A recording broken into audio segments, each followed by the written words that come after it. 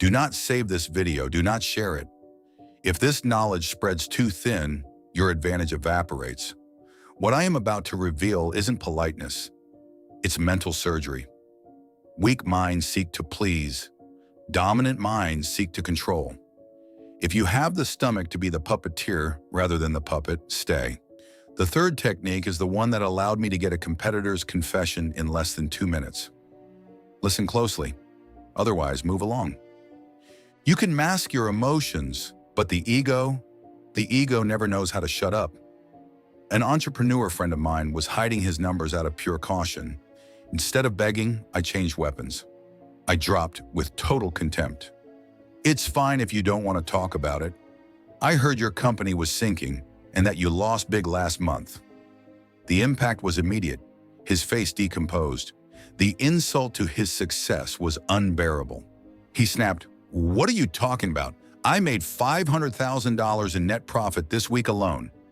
The lesson: never ask questions. Throw out a false, hurtful assertion. Human beings would rather betray their secrets than pass for a failure. Now imagine a colleague who just finished a confidential file. Instead of asking, "How did it go?" tell them with a smirk, "I heard management found your analysis a bit weak." Apparently they're handing the next part to someone else. Watch their pupils dilate. To save their honor, they will dump every technical detail, every figure, and every compliment they received just to prove you wrong.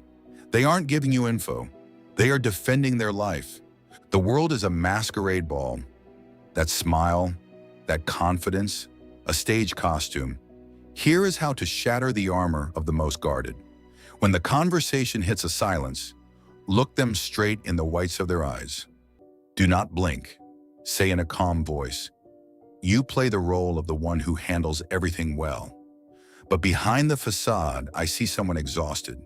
Someone who carries everyone on their shoulders, but has no one to lean on."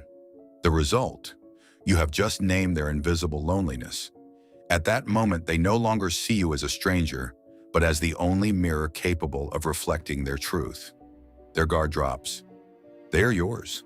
In a meeting with an influential person, wait for a silence.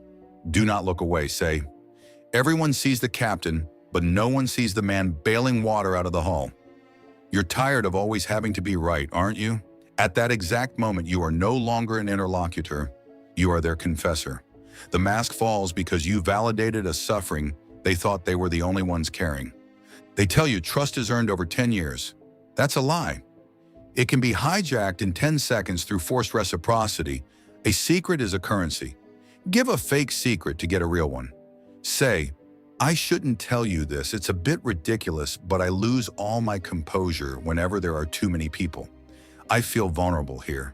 By offering this bogus weakness, their brain screams, "He trusted me with his weak point, I owe him mine." They will unload their darkest files to balance the scales. Your secret was an illusion, theirs will be your leverage. During a tense negotiation, lean in and whisper, "Honestly, I hate these meetings. It reminds me of my early failures, and it still stresses me out." It's a lie, but by offering this weakness, you force their brain to balance the scale. They will feel obligated to give you a real flaw so as not to appear dishonest. You just bought their heaviest secret with a plastic coin. Asking for permission is giving the power to say no. It's a beginner's mistake. Stop asking, "Can we meet soon?" The lazy brain will always answer, "I'll see, I'm busy." Lock them in. Propose, "Should we set this for Saturday at 6 p.m. or Sunday morning for a coffee?" Their mind is no longer asking if it wants to see you, but when. You aren't offering them an exit door, but 2 entrances to your own agenda. Let them believe they are choosing, while you have already written the end of the story. Never say, "Do you want to meet?" Say, "I'm free Tuesday night for a drink," or Thursday at noon for a quick lunch. Which works for you? By proposing 2 options, their brain focuses on which one, instead of "Do I want to?" You aren't asking for permission, you are planning their time. This is the cruelest trick. It's called the Zeigarnik Effect. The brain hates the unfinished. It's why you finish mediocre TV shows. Apply it.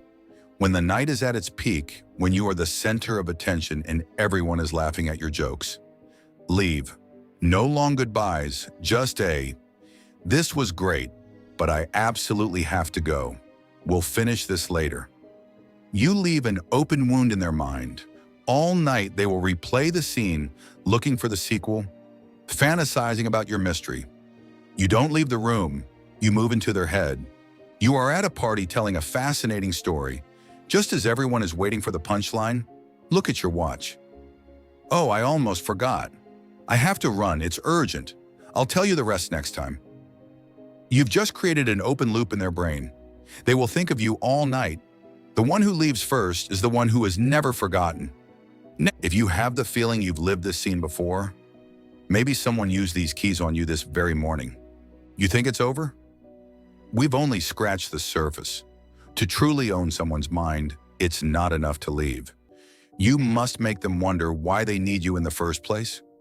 Most people apologize when they make a mistake. That is a weakness. A manipulator, however, makes the other person apologize for a mistake they didn't even commit. Picture this. Someone arrives 5 minutes late to your meeting. Don't say a word. Don't smile. Look at your watch, then stare at them with icy disappointment in total silence for 10 seconds too long. When they start stammering an excuse, cut them off with a slight wave of your hand and say, "It's not the lateness that bothers me. It's what it says about the importance you place on this project. But let's move on. The time is already lost." In that split second, you've inverted the hierarchy. They are no longer negotiating with you.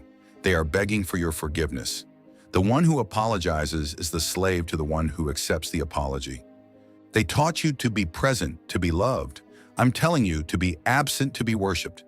The human brain saturates quickly. If you give everything, you are worth nothing. Create a cycle of addiction. Be intense, brilliant, and indispensable for 3 days. Then vanish. Stop answering non-urgent messages. Post nothing. Become a ghost. Their mind will fill the void with anxiety. They will wonder what they did wrong or who you are seeing instead of them. When you finally reappear, with total indifference, the value of your presence will have doubled. No one cherishes oxygen until they are gasping for air. Here is the secret to getting exactly what you want without ever asking for it. If you want someone to do A, propose B in a way that is so absurd or demanding that they choose A just to save themselves, thinking it was their own idea. Say, "I was thinking about asking you to handle the entire file over the weekend, but I figured you wouldn't be capable of it. Just give me the key figures by tomorrow morning. That'll have to be enough." They will jump on those key figures with immense gratitude simply because you spared them the weekend work you never intended to give them anyway. You just sold them a chain and made them believe it was a favor. Look around you. The people you admire, they use these scalpels every single day. The only difference between them and you is that they will never admit they're doing it. You now hold the keys to a kingdom most don't know exists. But beware.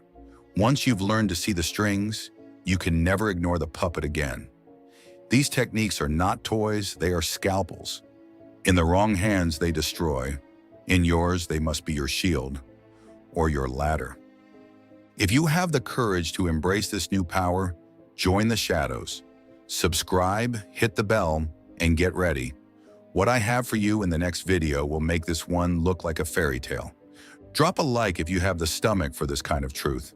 And tell me in the comments, which of these predators are you already? The one who observes or the one who acts? I will read your answers if you dare to write them. Now leave. Put this into practice. But if you want to learn how to use this psychology to instantly fascinate a woman and never be ignored again, click the video appearing here. Impress any girl instantly using these 7. That's where the real game begins. Don't ever tell me you succeeded. I'll find out soon enough.